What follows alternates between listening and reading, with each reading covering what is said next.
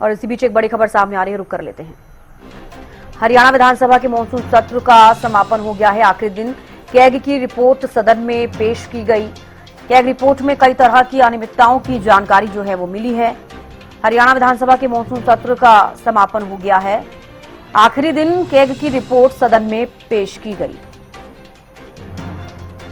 रवि कालीरमन जुड़े हुए हैं ज्यादा जानकारी के साथ। रवि, हरियाणा विधानसभा के मॉनसून सत्र का समापन हो गया है और आखिरी दिन क्या कुछ रहा?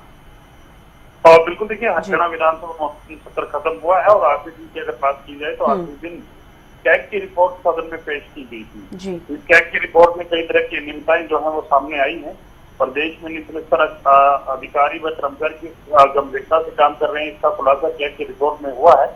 सदन में विभागों उपक्रमों की रखी गई रिपोर्ट के सामने आया है कि 2017 से 2022 तक 5 वर्षों में नगर निकायों में 103.5 लाख टन कचरा निकाला, लेकिन इसमें 63% यानी कि 64.86 टन कचरा बिना निस्तारण के डंप साइटों पर फेंक दिया गया।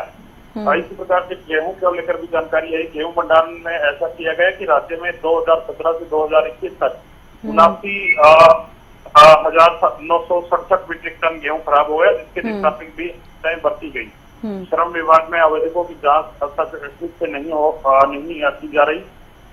मुख्यमंत्री ने महिला निर्माण श्रमिकों के लिए लागू योजना में पुरुषों को लाभ जो है वो दिया गया है। इस योजना में महिलाओं को सूट, साड़ी, सैनिटरी नैपकिन, रसोई बर्तन आदि के लिए 5100 रुपए दिए जाते हैं।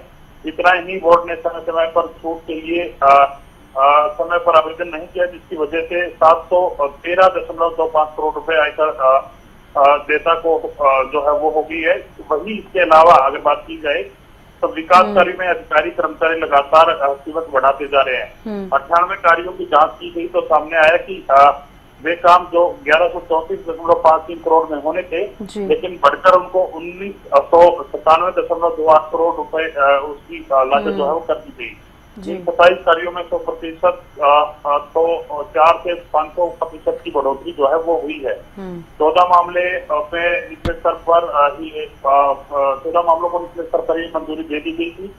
महिला एवं बाल विकास विभाग की आपकी बेटी हमारी बेटी योजना के दोहरे आवेदन की जांच न होने के कारण जीवन बीमा निगम को 15.54 करोड़ रुपए का अतिरिक्त भुगतान जो है वो किया गया। डंपिंग साइटों के लिए प्रदूषण नियंत्रण बोर्ड से कोई एनओसी नहीं ली गई।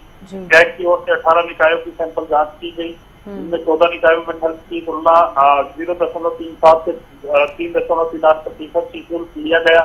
सभी निकायों में 70 से 98% तक कचरा संग्रहण की प्रक्रिया जो है वो बताई, लेकिन किसी के पास इसका डेटा तक नहीं मिला। इतना ही नहीं, 2021 और 22 में 77 डंप साइटें ऐसी थी जिनके लिए प्रदूषण नियंत्रण बोर्ड की अनुमति तक नहीं ली गई।